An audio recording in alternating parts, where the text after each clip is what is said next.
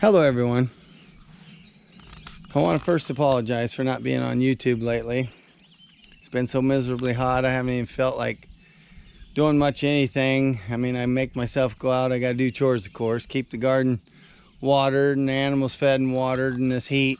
It's been near 100 every day for a couple weeks now, and it's still going for another week or so at least before I think we have a break in the heat, and maybe not even then. So I just haven't felt like getting the camera out, I guess, and recording anything. I'll tell you what I've been up to. I bought a van here a little over a week ago. Yes, a minivan. It's going to be a grandkid hauler. We're going to haul the grandkids in it. It's just too hard for them to get in the back, out of the back seat of the BMW and get their seat belts on and stuff.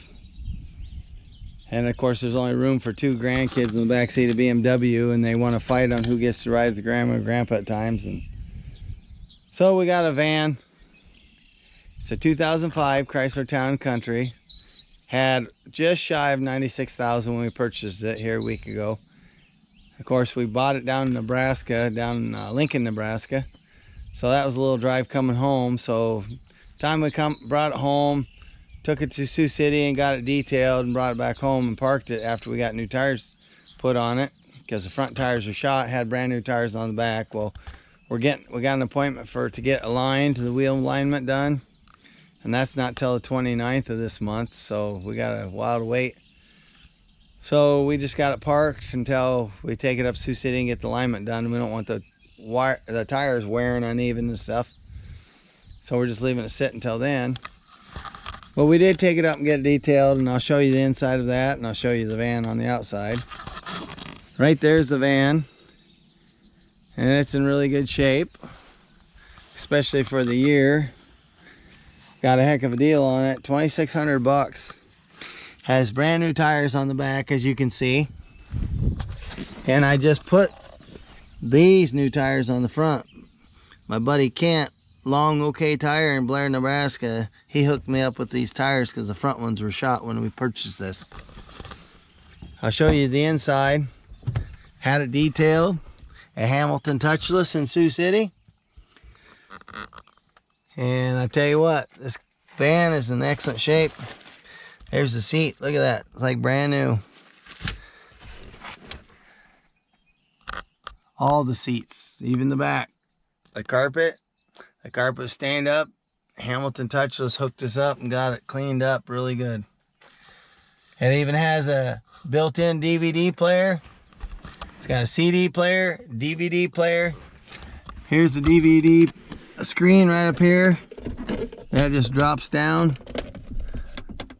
Then the kids can watch movies on that. But that's our van. $2,600 and less than 100,000 miles on it. I shopped the internet on Craigslist and the marketplace, you know, different swap sites, and I found vans like this with anywhere from 160 something to 200 something, and they were asking just as much or more. And I couldn't go wrong with this one. It runs good. The AC's nice and cold. I purchased this, and my wife has been talking about going camping. Man, it's perfect camping weather in the evening when it cools down and stuff. And I said, yeah, we should buy a camper and something and go camping. I said, just buy a pop-up camper. And nah, we ain't spending the money on that. Well, we purchased this van about a week and a half ago, and I started looking for pop-up campers, and I found one. And I'll take you over there and show you that really quick. I just went to Cozad, Nebraska, about 4.5, almost 5-hour drive from my place. And my son-in-law and I, we drove clear out there last night or yesterday afternoon, got out there early evening and looked it over, and I ended up purchasing it and bringing it home. I don't know if I paid too much for it or not, but I ended up buying it anyhow. I had the cash to pay for it, so I did. So our van's paid for, our camper's paid for. Now we just go camping. Right there's the camper. It's got 2 beds, of course, slide out in the front and a slide out in the back. Two burner stove. Canvas is good in it all the way around. No rips or nothing in the screens. They're all solid. It's got the tinted window covers. Like I said, this is a 2000, so it's an older camper, 20 years going on 21. Tires like brand new on it. They're about a year old. I think the guy that got it, he said they were put on just last year. Even a brand new spare. There's a brand new spare. So I don't know. I'll show you the inside. I mean, it's nice. I mean, it's got its wear marks, but for 20 years old, hell, when I was 20 years old, I had wear marks too, you know. So here's the inside of the camper. Right there's the table. There's the cushions. They're not stained up. They look near new. Here's the counter where that little 2-burner stove sits here, and there's a gas line right in that hole where you bring up and hook to it. It's got a quick coupler to attach it. Here's the bed. Here's the little sink. Little refrigerator down below. Here's a little refrigerator, which is electric or gas. There's a power outlet there. A power outlet there. Also a power outlet right there. But I think it'll do us. Like I said, it's paid for. So I don't have no payments on it. Now it's just taking the grandkids and have some fun. Believe it or not, I have, let me see, I have 1, 2, 3, 4, 5, 6, 7 camping places, camping facilities within 30 minutes of my house, 7 of them, where I can go and take this, where you can hook up to water and electricity. 7 of them within a half hour, within 30 minutes of my house. So I just happen to be in the right spot, live in the right spot where that's how close all the campgrounds are.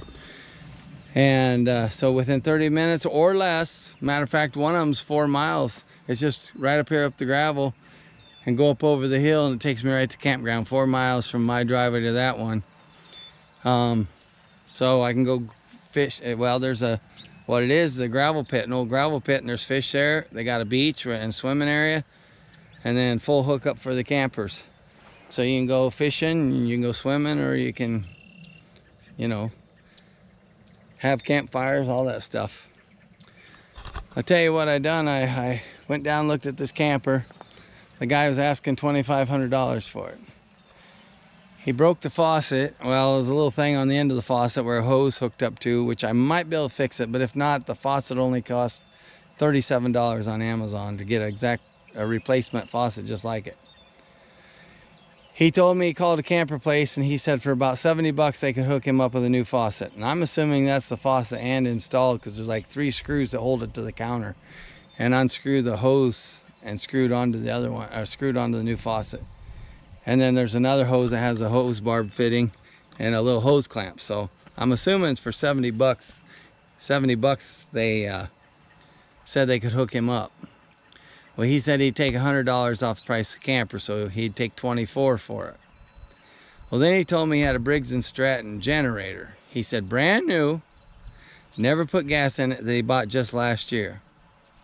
He said the generator, he thought he paid $450 for it.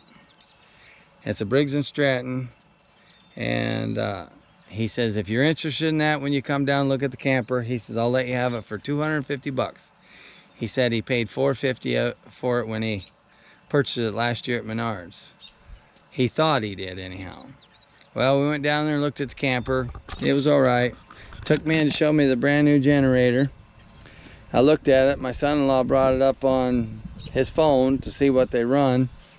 $650 on Amazon, and he was letting me have it for $250. I'm talking brand new, hadn't dumped gas in it or anything.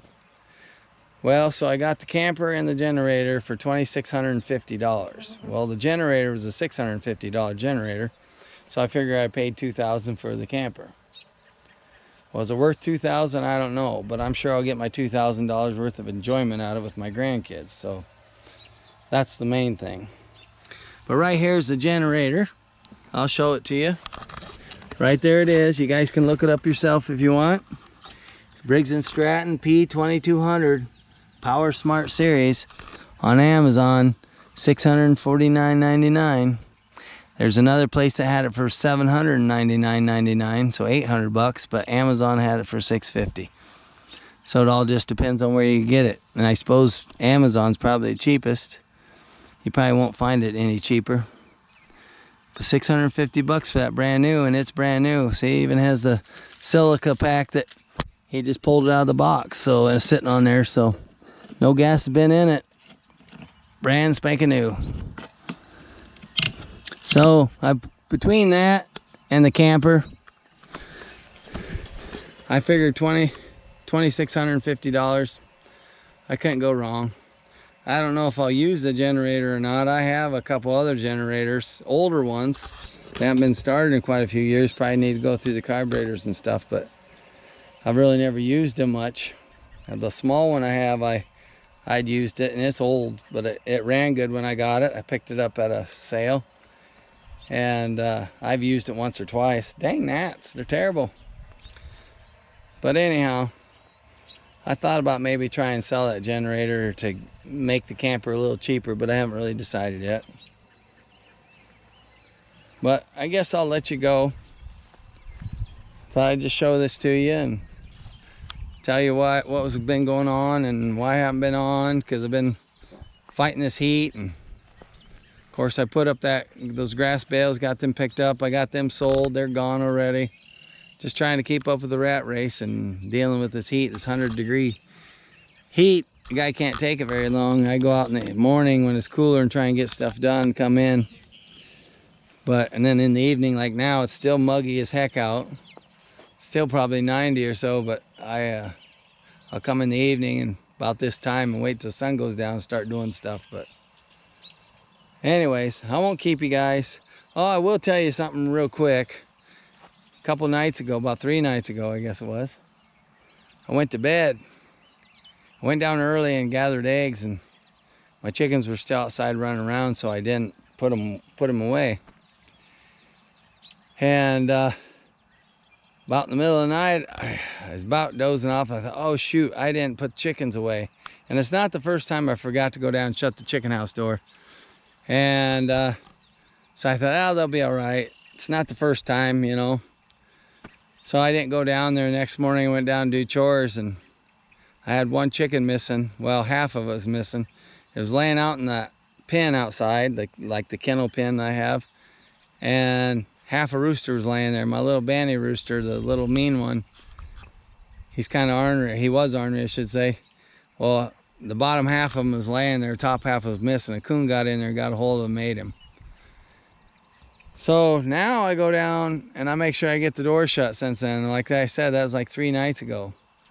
2 nights ago, I have a pen outside up here by the house where I had them young chicks I bought here several, month ago or so. Anyways, I had them outside.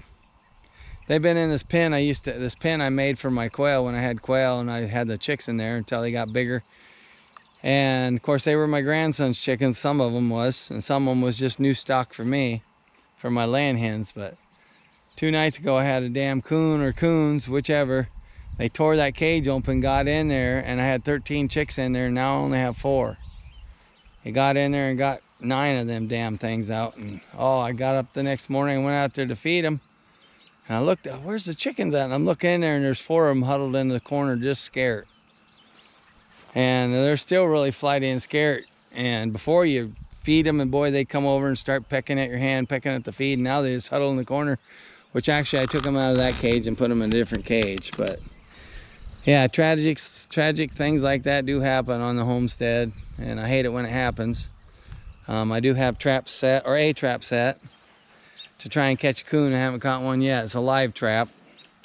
So I catch some coon, and probably should discard them, but I'll probably I don't know if I decided to just get rid of them when they get caught or relocate them.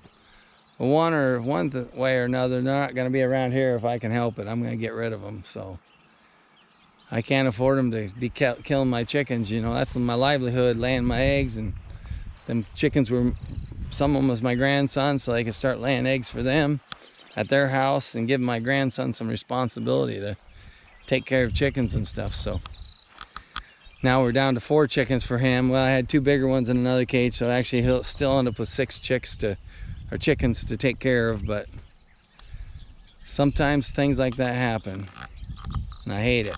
But well, I'm gonna let you guys go, and I'll see y'all later. And thanks for watching. Don't be afraid to share my videos, and if you haven't subscribed, do so. And if you have a friend that watches YouTube and they haven't subscribed to me, tell them about my channel and tell them to subscribe. See y'all later, and don't forget I love you. Bye.